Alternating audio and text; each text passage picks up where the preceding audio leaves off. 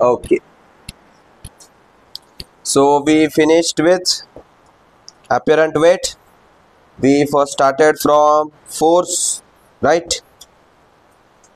Force, त्याच्यानंतर fundamental forces. किती प्रकारचे फंडामेंटल फोर्सेस बघितले आपण? 4 प्रकारचे. कोणते होते?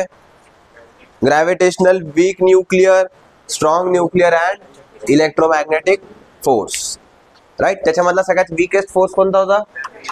Gravitational force was the weakest. Okay, strongest नाही विचारणार तुम्हाला, काही काळजी करायची गरज नाही. आणि जरी विचारलं तुम्हाला which one is the strongest, तर कोणता करणार? Strong nuclear force will be the strongest force. त्याच्यानंतर आपलं नेक्स्ट होतं काय? Types of forces. First was balanced and second was unbalanced. Unbalanced force काय करेल? अनबॅलन्स्ड फोर्सचे इफेक्ट्स काय काय राहील? जेवढे पण आपण 4 बघितले ते सगळे कशामध्ये येणार? 4 इफेक्ट्स बघितले आपण फोर्सचे, ते सगळे कशामध्ये येणार आहे? अनबॅलन्स्ड मध्ये येणार आहे. पण बॅलन्स्ड फोर्स मध्ये काय येईल? इफेक्ट कोणता दिसून येईल? Only in shape and size. ते नेट इफेक्ट 0 ते आता ते लहान पोरांचे झाले. इफेक्ट काय दिसून येईल हे नाही विचारणार तुम्हाला. In balance force net effect is 0 की नाही, ते तर सेवढं पोरग सांगतंय, मी नाही. या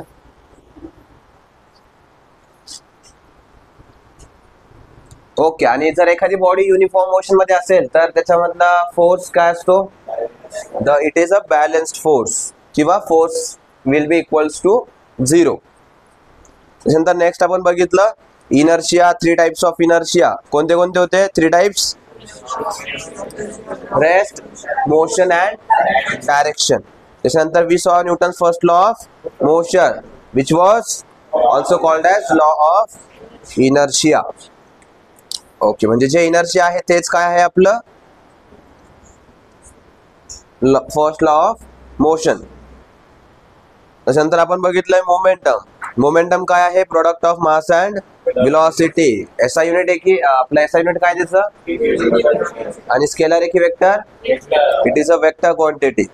त्याच्यानंतर आपण बघितलं law of conservation of momentum, right. आणि त्याच्या पुढे काय बघितलं आपण? Newton second law of motion. Law of conservation of momentum मध्ये व्हेलॉसिटी चेंज झाली होती का? फोर्स, एक्सटर्नल फोर्स ऍक्ट झाला नाही, because of which the momentum was conserved. And in second law of motion which is also called as law of momentum. आता इथे काय झालंय? फोर्स अप्लाय झाल्यामुळे मोमेंटम चेंज झालंय, राईट. इथे law of conservation of momentum काम करेल का? नाही. का? कारण एक्सटर्नल फोर्स अप्लाय झालाय. आपण law of conservation of momentum ची स्टेटमेंट चेक करा. पहिलेच काय लिहिलंय? If no external force acts, right. आणि Newton second law of motion मध्ये काय लिहिलंय? Is directly proportional to unbalanced force. So याच्यामध्ये अनबॅलन्स्ड फोर्स ऍक्ट करणार आहे का?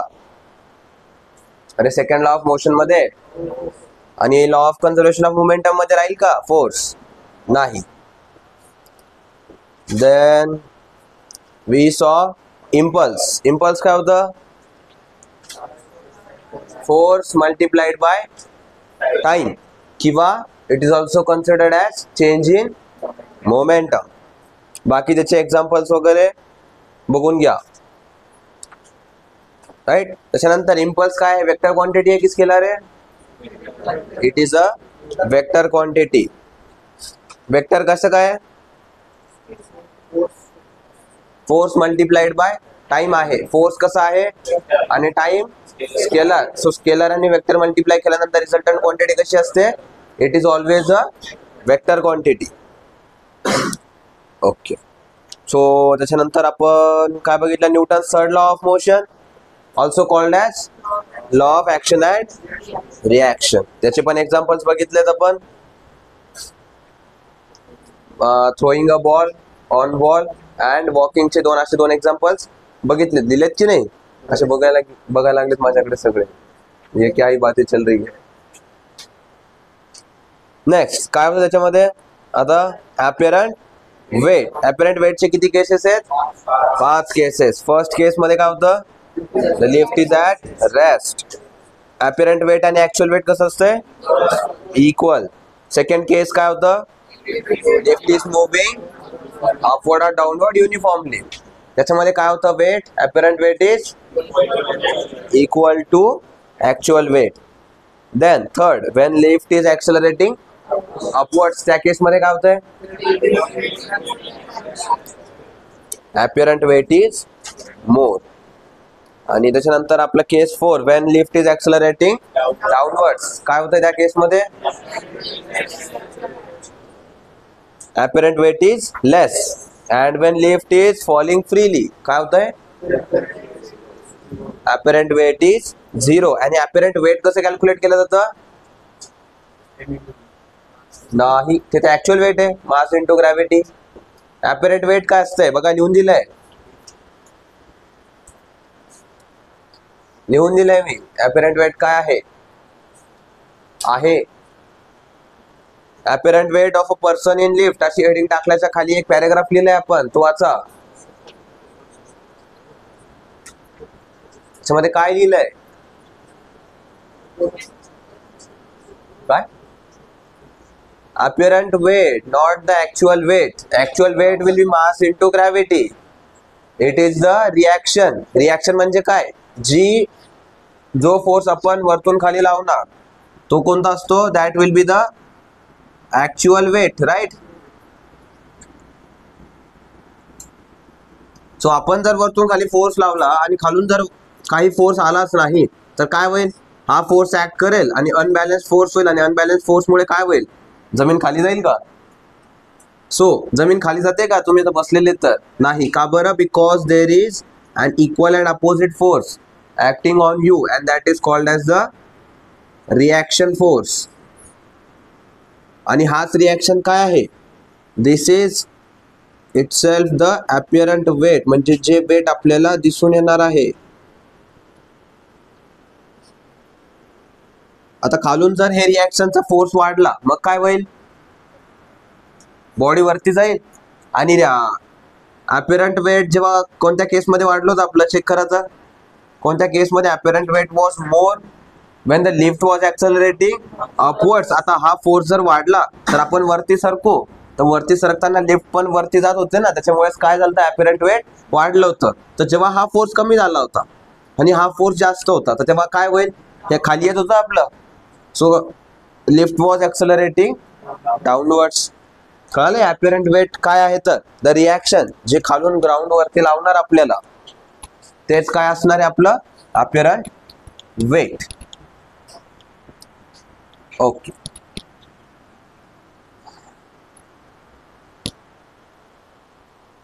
सो आता नेक्स्ट हेडिंग टाका, फ्रिक्शन.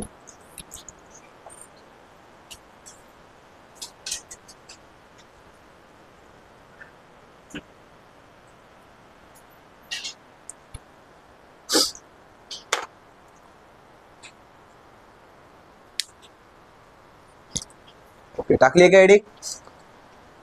मग काय असते फ्रिक्शन, हा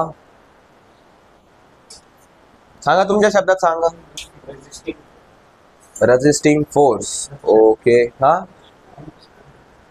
घसरण, हा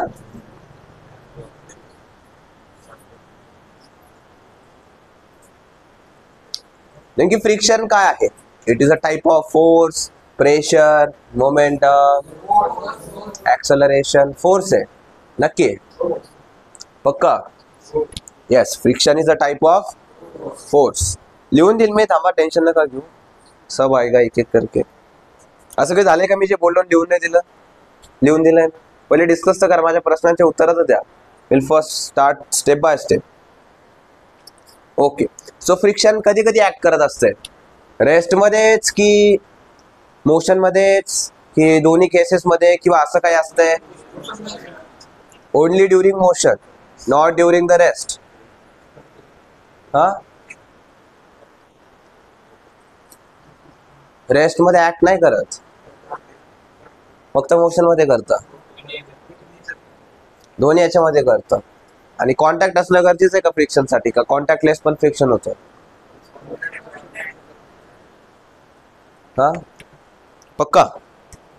सो फ्रिक्शन साठी दोन बॉडीज मध्ये कॉन्टॅक्ट असणं गरजेचं असतं. Without contact there will be no friction.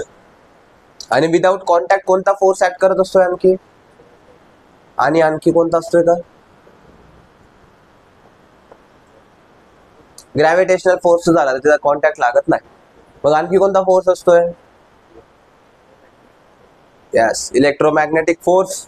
त्याला कॉन्टॅक्ट लागतो नाही. बट आपण न्यूक्लिअर फोर्स लिहिला, त्याला कॉन्टॅक्ट लागतो का? हा, लागेल का त्याला? बताओ. नाही लागणार. There is no need of contact even in your nuclear force. Okay. So जेवढे पण फोर्सेस आपण लिहिलेत अगोदरचे fundamental forces, those will not require any contact. But आता जेव्हा फ्रिक्शन येईल, फ्रिक्शनल फोर्स, तर याला काय लागेल? Contact will be necessary. आणि याच्यासाठी याचं झालं, कॉन्टॅक्ट झालं. But friction will also act in rest as well as in motion. आता रेस्ट मध्ये कसं आणि मोशन मध्ये कसं आपण त्याच्या टाइप्स मध्ये पुढे बघू. So first of all you write the definition for friction. त्याच्यामध्ये लिहा, when a body slides or rolls, when a body slides or rolls, या slides or rolls ला अंडरलाइन करा. over another body or on a surface,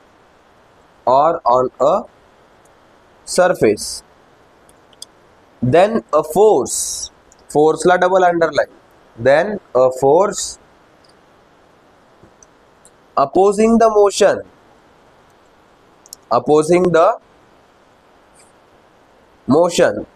आणि opposing the motion ला काय करा? एक सिंगल अंडरलाइन करा. opposing the motion acts between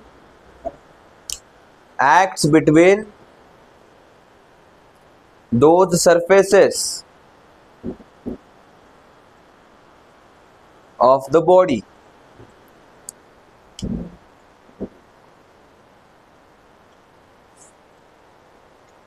which are in contact,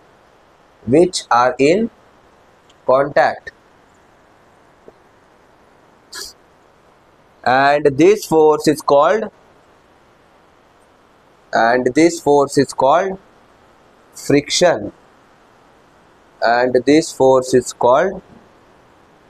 friction, कोणता फोर्स आहे हा? नाही. आपण लिहिले बघा फोर्स, त्याच्या पुढे काहीतरी अंडरलाइन केलंय. It is the opposing force. आणि अपोज कशाला करतोय तो? मोशनला. Opposing the motion. Right. Okay. आता पॅराग्राफ चेंज करून लिहा. whenever the surface of a body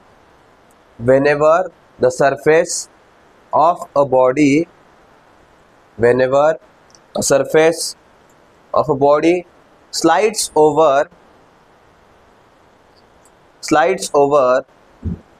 the surface of another body,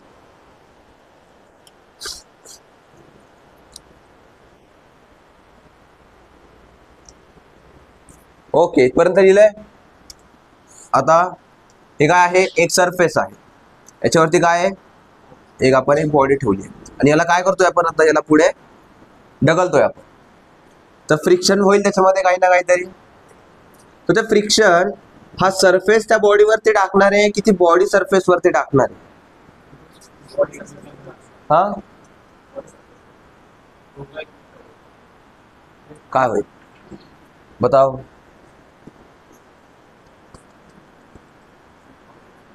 body surface वरती फ्रिक्शन लावेल की सरफेस बॉडी वरती फ्रिक्शन लावेल?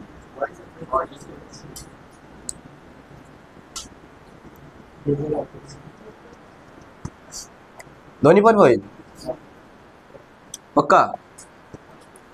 So both the bodies exert force of friction on each other. असं एकच नसतं की बॉडी फक्त फ्रिक्शन लावते किंवा सरफेस फक्त फ्रिक्शन लावते बॉडीवरती. नाही, दोघं पण एकमेकांवरती फ्रिक्शन लावणार. त्याच्यामध्ये पुढे लिहा कॉमा करून, each body एक्झर्ट्स each body exerts a frictional force. Each body exerts a frictional force on the other which is parallel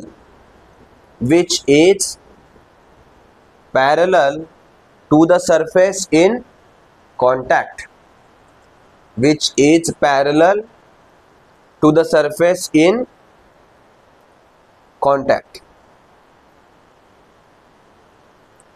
okay, so parallel काय असणार आहे आता हे तर कळालं की दोन्ही एकमेकांवरती फ्रिक्शन एक्झर्ट करणार. सो पॅरलल काय असेल?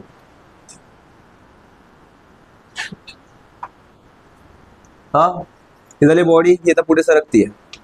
सो फ्रिक्शनल फोर्स कसा लागेल? The frictional force will be parallel to what?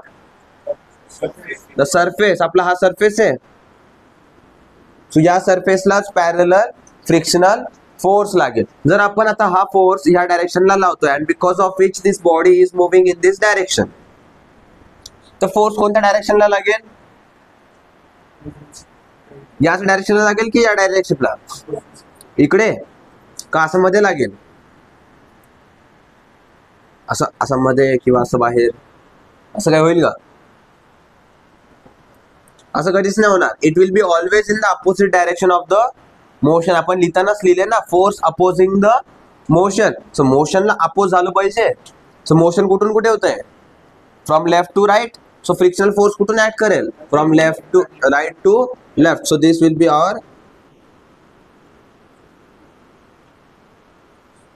Frictional force. आणि हे काय झालं आपलं? मोशन. आणि हे काय आहे आपला? फोर्स. फोर्समुळेच मोशन होईल ना, बिना फोर्सचं मोशन होतं. जर बॉडी ऑलरेडी मोशन मध्ये असेल तर मोशन मध्ये राहील. But if there is no motion will need some force to get that object in motion. हे ड्रॉ करून घ्या एकदा. आणि हे पॅरलल ड्रॉ करा बरं. आता काल वाकडं तिकडं ड्रॉ केलं.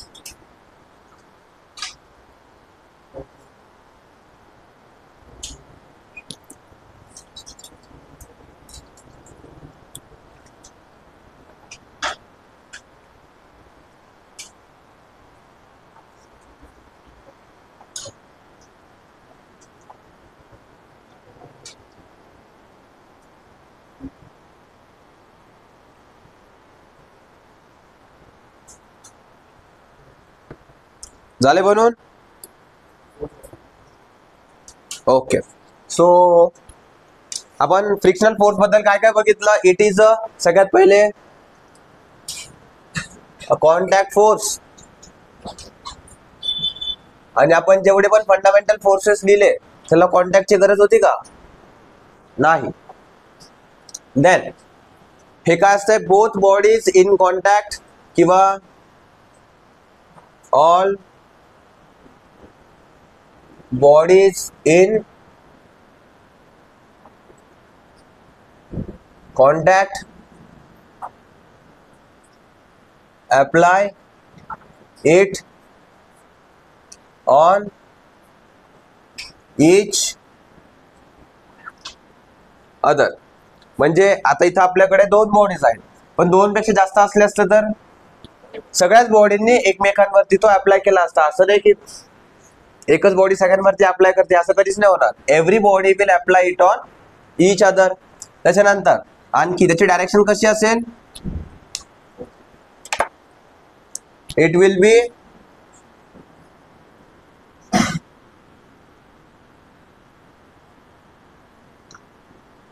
opposite and पण ठीक आहे, आपण पहिले हे लिहू.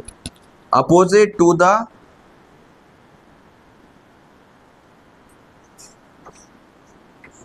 Direction of force oblique motion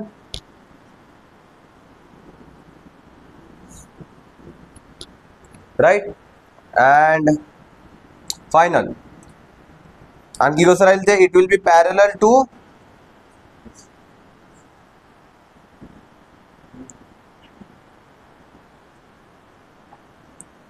to the contact surface.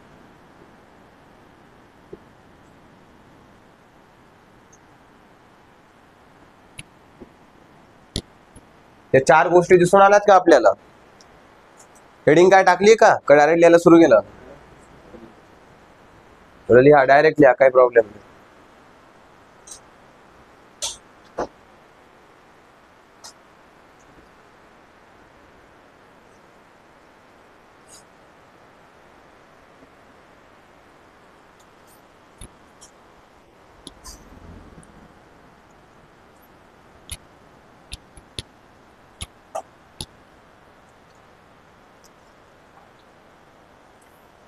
So हे लिहून झाल्याच्या नंतर नेक्स्ट हेडिंग टाकायची आहे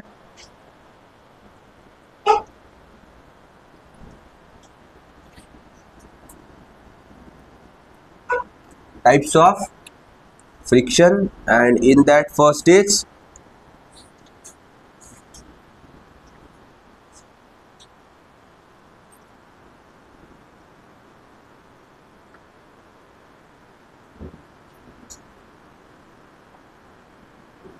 static friction.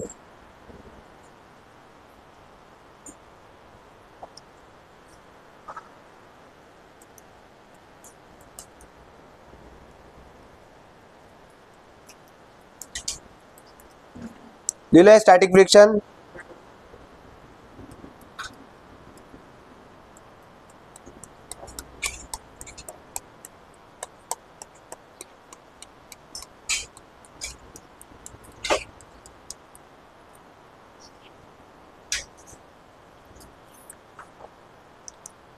ओके, सो सगळ्यात पहिले what does the word static means?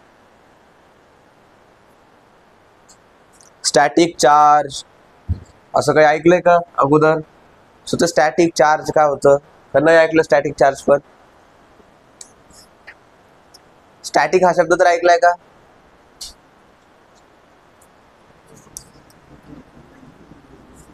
So सगळ्यात पहिले स्टॅटिक म्हणजे काय? दॅट इज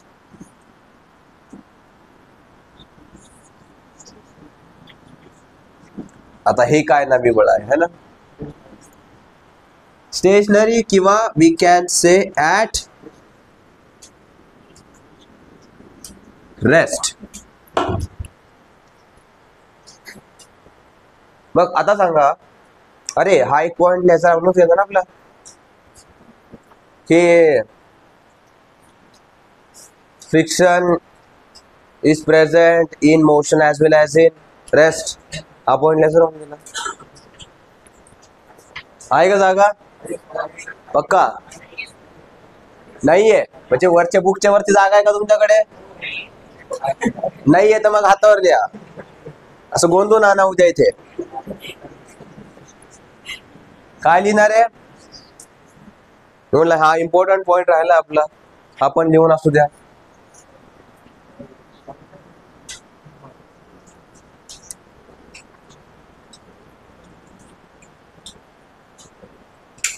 काय आहे? Friction acts on the bodies at rest as well as in motion. काय लिहिलंय? Friction acts on the bodies at rest as well as in motion.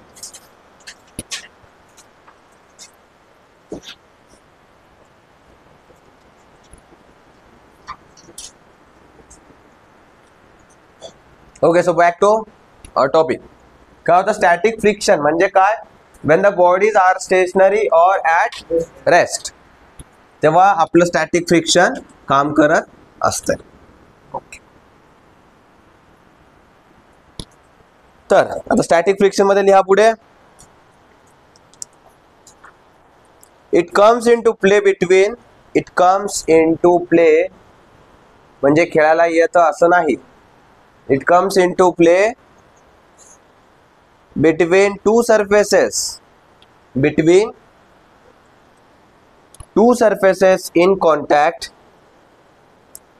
between two surfaces in contact before the actual motion starts, before the actual motion starts.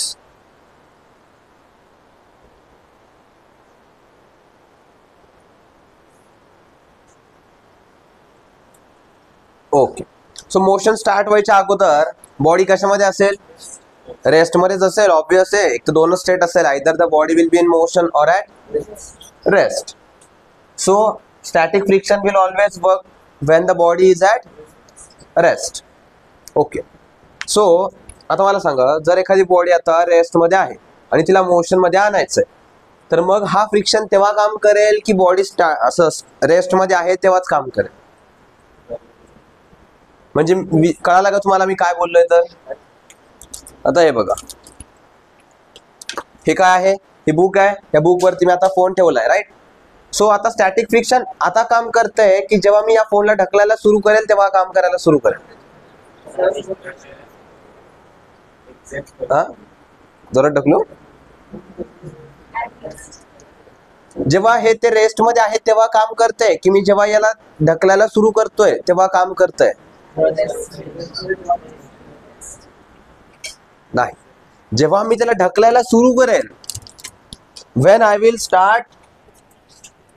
start pushing the object, जेव्हा object, आता हे आपलं असं होतं, this was our surface and this was our object, right. So जेव्हा मी याला ढकलेल इकडे पुढे, तेव्हा तो फोर्स इकडे अप्लाय व्हायला सुरू होईल. आणि this force is what, frictional force. आणि हा कोणत्या टाईपचा फ्रिक्शन आहे? आता स्टॅटिक फ्रिक्शन, राईट. सो जेव्हा मी इकडनं ढकलेल तेव्हाच frictional force will come into play. तुम्ही लिहिलंय ना, कम इन टू प्ले म्हणजे काय, तो तेव्हा अप्लाय व्हायला सुरू होईल. कधी? काय लिहिलंय? Comes into play when before the actual motion starts, right. So actual motion start कधी होतंय? फोर्स लावल्यावर, की फोर्स लावायच्या अगोदरच मोशन सुरू झालं, राईट. सो जेव्हा इकडनं फोर्स अप्लाय होईल तेव्हा स्टॅटिक फ्रिक्शन इम्प्लिमेंट व्हायला सुरू होईल, त्याच्या अगोदर होणार नाही. आणि आपण लॉ ऑफ इनर्शिया बघितलं ना, काय होतं लॉ ऑफ इनर्शियाचं? Inertia of rest. काय होतं इनर्शिया ऑफ रेस्ट?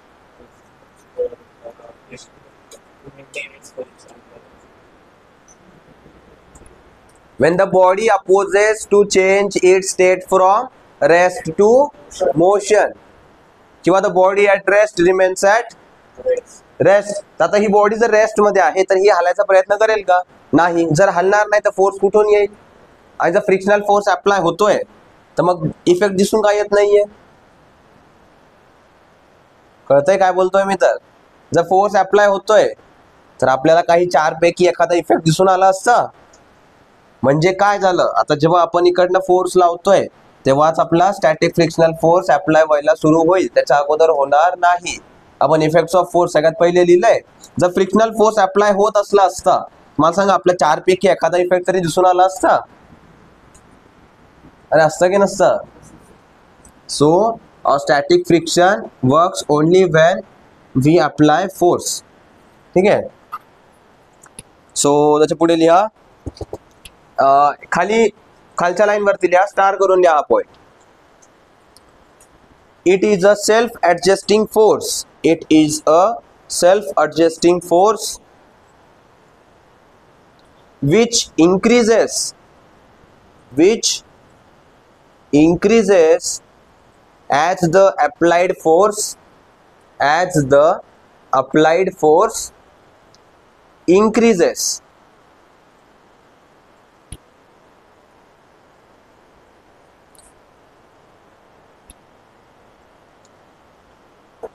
काय लिहिलंय? It is a self adjusting force which increases as the applied force increases. म्हणजे काय? आता बघा, पहिले काही फोर्स होता का? आता काही फोर्स आहे का या बॉडीवरती? नाही. मग इथे स्टॅटिक फ्रिक्शन वर्क करतंय का? नाही. आता थोडासा फोर्स मी लावला, से 1 न्यूटनचा मी फोर्स आता अप्लाय केलाय.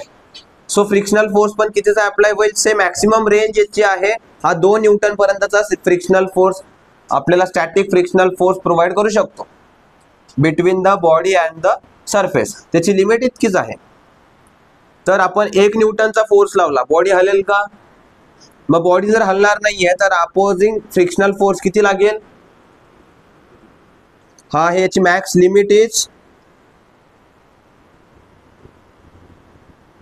2 न्यूटन. आणि आता 1 न्यूटनचा फोर्स लावलाय आपण, तर काय होईल? हा फोर्स कितीचा राहील? 2 न्यूटनचा राहील की 1 न्यूटनचा राहील? It will B of 1 Newton only. कळलं? आता जर हा 1 न्यूटनचा फोर्स मी चेंज करून 2 न्यूटनचा फोर्स लावला तर इकडे किती न्यूटनचा फोर्स लागेल? 2 न्यूटनचा. म्हणजे हा पण वाढला आता. आणि आपण आता स्टेटमेंट काय लिहिली? It is a self adjusting force and increases as the force increases. तर आता जर मी ते 3 न्यूटनचा फोर्स लावून दिला तर हा फोर्स किती लागेल?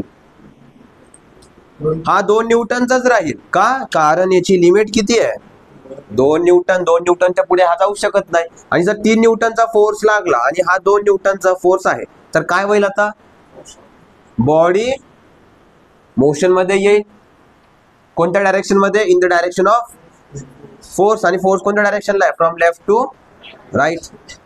कळलंय काय होतंय? तर why it is called as self adjusting force. मला सांगा, आपण जर इकडनं 1 न्यूटनचा फोर्स लावला असता आणि फ्रिक्शनने 2 न्यूटनचा फोर्स लावला असता तर काय झालं असतं? बॉडी इकडे सरकायला सुरू झाली असते. असं शक्य आहे का की जिकडे ढकलतोय बॉडी वापस आपल्या सांगवर येते? असं नाही होत ना. म्हणजे घरातला पलंग पकडून इथं तुम्ही पलंगाला ढकलताय, नंतर का पलंगच तुमच्याकडे सरकायला लागला, असं होत असते का? नाही ना.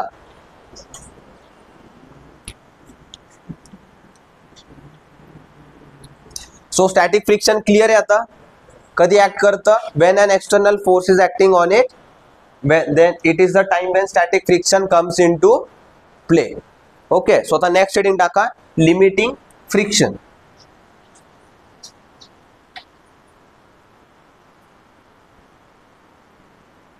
लिमिटिंग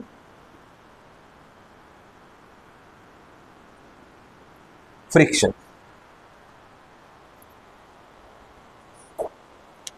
सो मी आता मागे एक वर्ड वापरला होता की दॅट वॉज की ह्या फ्रिक्शनल फोर्सची लिमिट जी आहे ती 2 न्यूटनची आहे. तर ती जी लिमिट होती that is itself the limiting friction. म्हणजे मॅक्सिमम स्टॅटिक फ्रिक्शन, यालाच काय म्हणणार आपण? Limiting friction. आणि जेव्हा आपला एक्सटर्नल फोर्स हा लिमिटिंग फ्रिक्शन पेक्षा जास्त होऊन जाईल तेव्हा त्याला काय म्हणणार आपण?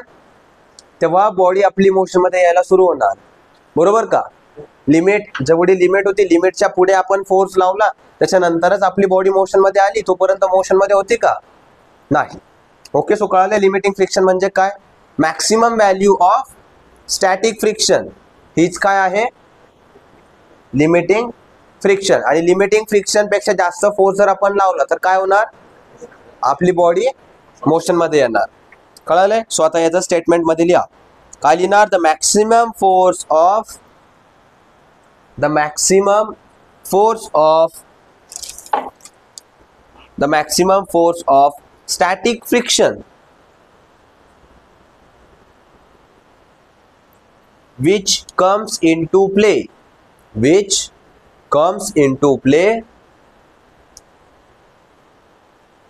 before a body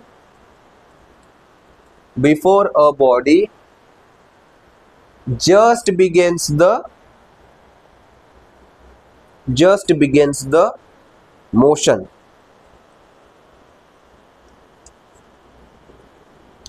हेच काय आहे आपलं? फ्रिक्शन. आता इथे आपण काय शब्द वापरलाय? जस्ट. आणि इकडे काय वापरलंय? बिफोर. तर जस्ट आणि बिफोर या दोन शब्दांमध्ये तेवढाच अंतर आहे जेवढा स्टॅटिक फ्रिक्शन आणि लिमिटिंग फ्रिक्शन मध्ये. जस्ट म्हणजे काय, मोशन सुरू व्हायच्या जस्ट 1 मायक्रोसेकंद अगोदरचं जेवढं फ्रिक्शन ऍक्ट होतंय that will be the limiting friction. म्हणजे maximum value of static friction तेव्हाच राहील का मोशन सुरू व्हायच्या जस्ट अगोदर, जस्ट थोडंसं अगोदर ती मॅक्सिमम व्हॅल्यू राहील स्टॅटिक फ्रिक्शनची. कारण तिथून पुढे तर मोशन सुरू होतंय म्हणजे काय झालं, स्टॅटिक फ्रिक्शनचा आता जोर संपत आला, तेवढा त्याचा फोर्स आता कमी पडला म्हणून तर आपलं मोशन सुरू झालं. आणि बिफोर म्हणजे काय की मोशन सुरू व्हायच्या अगोदर कधी पण लावा तुम्ही तेव्हा कोणतं फ्रिक्शन ऍड करत राहील, स्टॅटिक फ्रिक्शन. आता कळतंय काय फरक आहे तर. ओके, सो कळलं लिमिटिंग फ्रिक्शन म्हणजे काय आणि स्टॅटिक फ्रिक्शन म्हणजे काय. बस एवढंच आहे आता लिमिटिंग फ्रिक्शन मध्ये.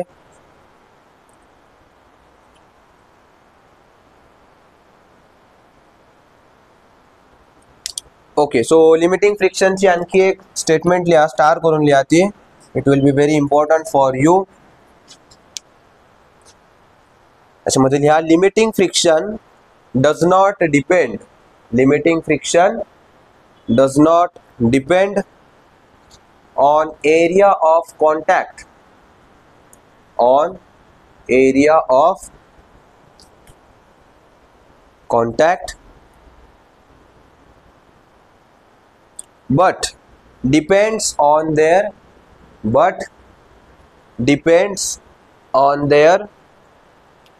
nature, depends on their nature. Bracket मध्ये लिहा रफनेस और स्मूथनेस, रफनेस और smoothness.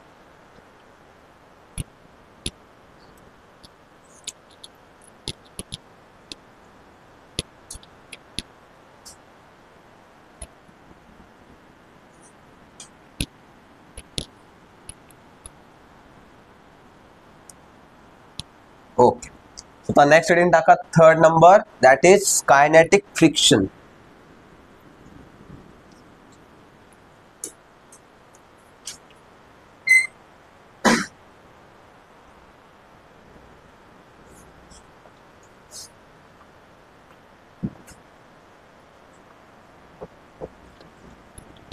Okay, so the kinetic म्हणजे काय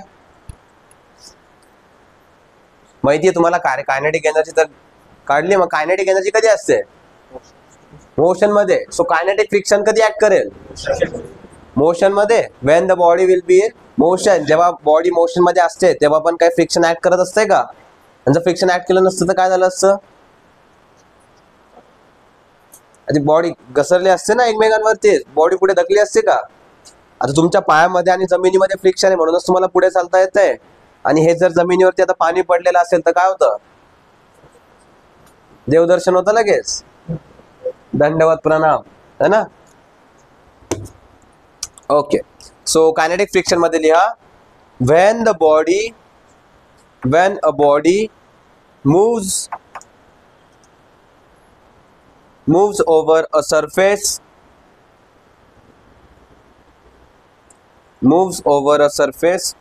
a force of friction acts between them, a force of friction acts between them. बरोबर आहे. बिना फ्रिक्शनचा बॉडी मूव्ह करेल का एकमेकांवरती, नाही. So a force of friction acts between them, आणि यालाच काय म्हणणार आहे आपण, kinetic friction.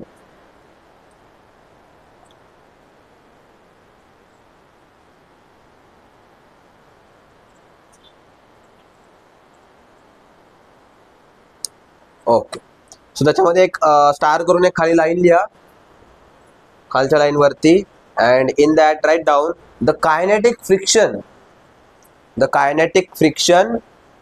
does not depend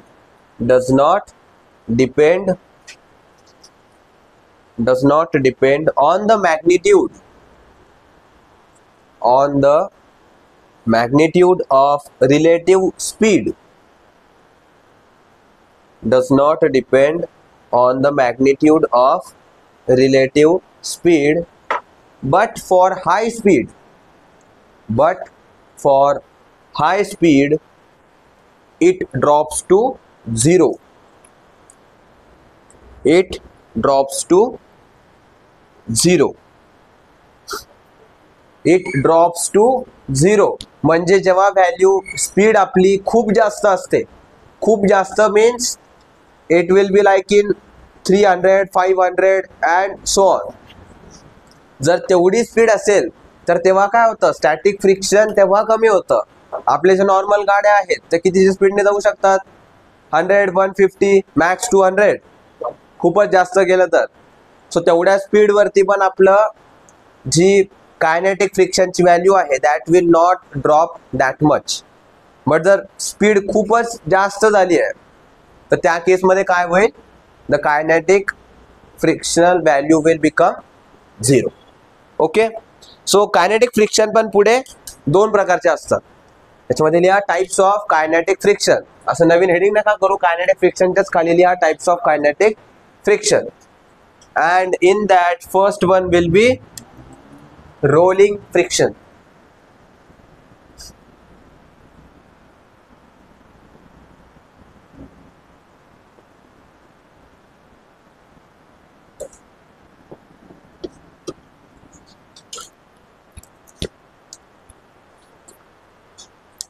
आता जर एखादी बॉडी मोशन मध्ये आली आहे तर इट विल आयदर रोल और स्लाइड. दोन्ही प्रकारे होऊ शकतं, आयदर रोल पण करू शकतं किंवा स्लाइड पण करू शकतं. मला सांगा, आता हा जर पेन आहे, वरती दाखवतो, मी याला असं ठेवलं आणि इकडनं असं ढकललं तर काय होतंय, इट इज रोलिंग. आणि याला जर मी असं धरून असं हे केलं तर हे काय झालं, स्लाइड झालं. सो मोशन दोन्ही प्रकारे होऊ शकतं, आयदर रोल पण होऊ शकतं किंवा डायरेक्ट स्लाइड पण होऊ शकतं.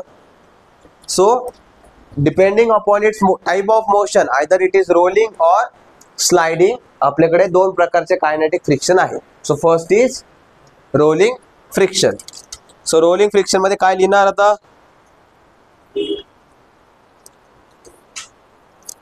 when one body rolls over the other,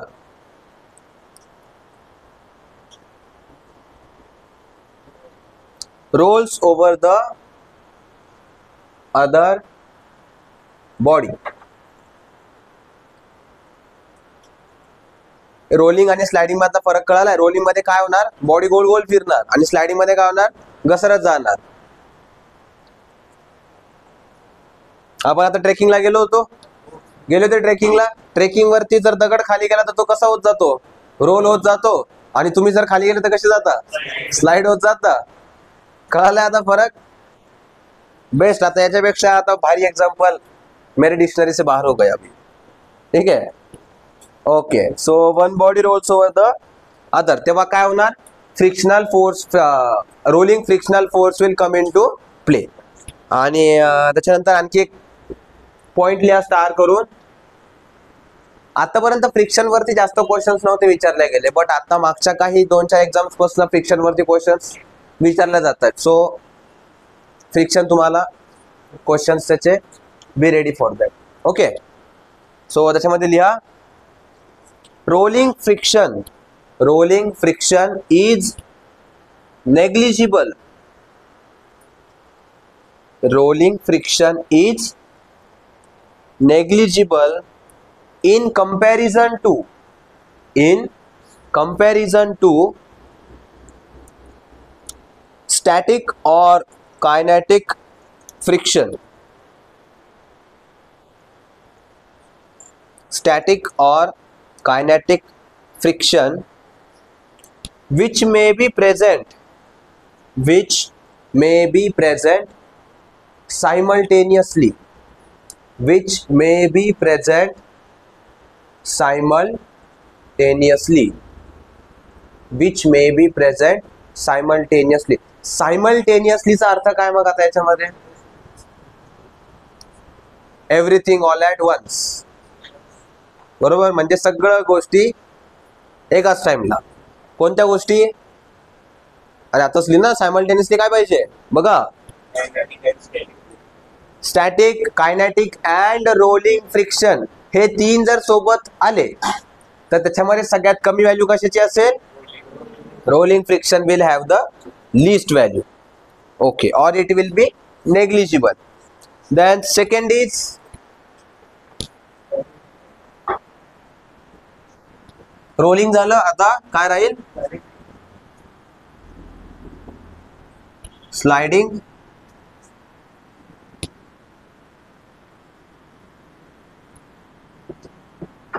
friction.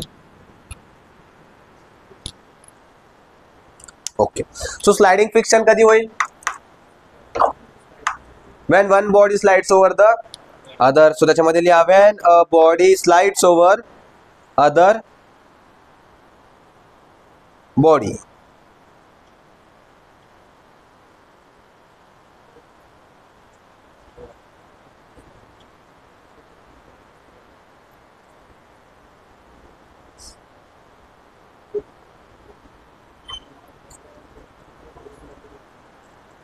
लिहिलं इथपर्यंत?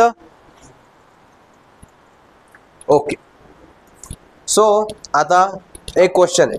या क्वेश्चन वरून तुम्ही आता कधी विसरणारच नाही की स्लाइडिंग फ्रिक्शन ची व्हॅल्यू जास्त असते की रोलिंग फ्रिक्शनची व्हॅल्यू जास्त असते. आता सगळे आपल्या ट्रेकिंगला आले होते, असं कोणीतरी जे आलंच नव्हतं? ओके, आहे 2-3, बट कधी ना कधीतरी डोंगर बघितला असेल, कधीतरी गेले असेल, काहीतरी असं बघितलं असेल ना. सो त्याच्यावरती मला सांगा, एक दगड आहे, त्याला आपल्याला वरतून खाली सोडायचा आहे. सो गोल दगड काय करेल? स्लाइड करेल की रोल करेल? रोल करेल. आणि एक फ्लॅट दगड काय करेल? स्लाइड करेल. तर माझा प्रश्न आता असा आहे की मग जर वरतून एक फ्लॅट दगड आणि गोल दगड सोबत सोडले आपण, तर पटकन खाली कोणता पोहोचेल? रोल करणारा. म्हणजे काय झालं? त्याच्यावरचा फ्रिक्शनल फोर्स जास्त होता की कमी होता? कमी होता. अपोजिंग फोर्स कमी होता म्हणून तो पटकन खाली पोहोचला. आणि त्याच ऍट अ टाइमला जर एखादा फ्लॅट दगड असेल विच इज स्लाइडिंग, तो पोहोचेल का खाली? नाही. म्हणजे काय झालं? स्लाइड करताना फ्रिक्शन जास्त झालं ऍज कम्पेअर्ड टू रोल करताना. आता राहील लक्षात कोणतं फ्रिक्शन जास्त असतंय? कोणतं फ्रिक्शन जास्त असतंय? Sliding friction. सो त्याच्यामध्ये आता आणखी एक पॉइंट लिहा सकाळी स्टार करून. काय लिहिणार? Sliding friction is always, sliding friction is always more than rolling friction. Is always more than rolling friction. Okay, आणि एक असं पण ड्रॉ करून घ्या तुम्ही in mathematical form, that a sliding friction is always greater than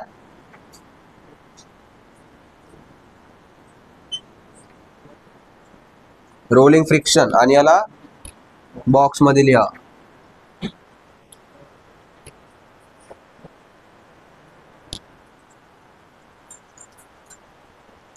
लिहिलंय?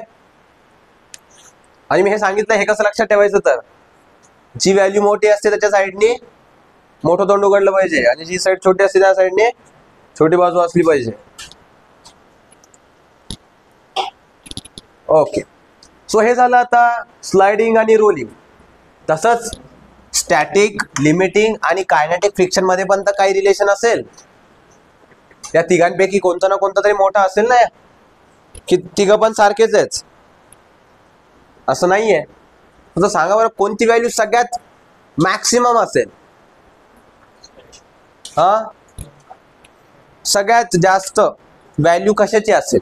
Either it is static, limiting और friction. कोणती असेल? हा, सॉरी, काय म्हणलं मी? काही चुकलं का माझं? हा, कायनेटिक म्हणायचं होतं, मी फ्रिक्शन म्हणलं का? समझ लिया करो यार. स्टॅटिक, लिमिटिंग का कायनेटिक, कोणतं सगळ्यात जास्त असेल? हा, कायनेटिक सगळ्यात जास्त असेल. असं लिहिलंय कुठे आपण? मग कसं काय म्हणताय? अजय तुम्ही लिहिले त्याच्यावरूनच विचारतोय मी, वाचा नाही एकदा. तुम्ही जे दिलंय ते वाचतच नाही, तुम्ही सगळे ढगाकडे बघता तरी वरतून उत्तर पडणारे असं विचार करता. तिथे पाऊस पडत नाही आणि तुम्ही उत्तर पडायची वाट बघताय. काय होईल? असं मॅक्सिमम शब्द वापरलाय कुठे तुम्ही? लिमिटिंग फ्रिक्शन मध्ये वापरलाय. सो सगळ्यात मॅक्सिमम व्हॅल्यू कशाची राहील? लिमिटिंग. मग लिमिटिंग नंतर काय? कायनेटिक येईल की स्टॅटिक येईल? कायनेटिक येईल. कसं काय कायनेटिक कसं काय येईल? मोशन मध्ये असतो. ओके. स्टॅटिक मध्ये येईल. हा,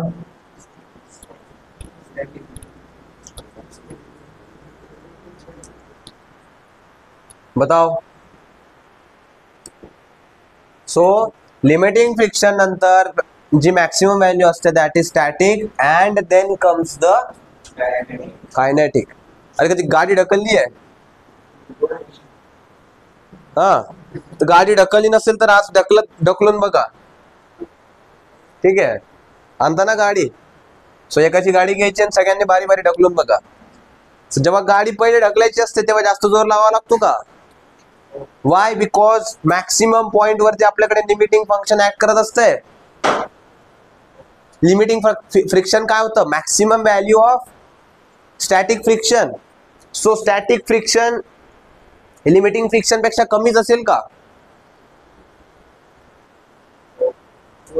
अरे याची जी मॅक्सिमम व्हॅल्यू आहे त्याला आपण लिमिटिंग फ्रिक्शन म्हणतोय, तर याच्या सगळ्या व्हॅल्यूज या लिमिटिंग फ्रिक्शन पेक्षा कमी असतील का? अरे ऑब्वियस गोष्ट आहे. मग आता स्टॅटिक फ्रिक्शन नंतरच जे फ्रिक्शन आहे that is the kinetic friction. म्हणजे मॅक्सिमम व्हॅल्यू आहे आपली लिमिटिंग फ्रिक्शनची, then comes the static and then comes the kinetic. So आता लिहा. काय करणार? सगळ्यात पहिले काय येणार आपलं? Limiting.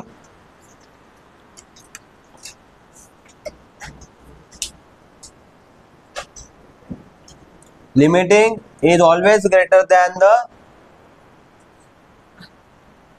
static and this is always greater than the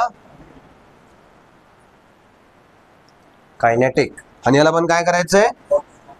box मध्ये लिहा, म्हणजे तुम्हाला त्याच्याकडे पटकन आपली नजर जाईल.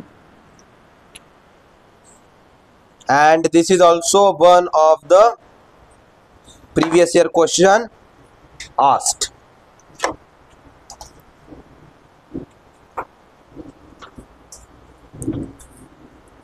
क्लियर आहे इथपर्यंत?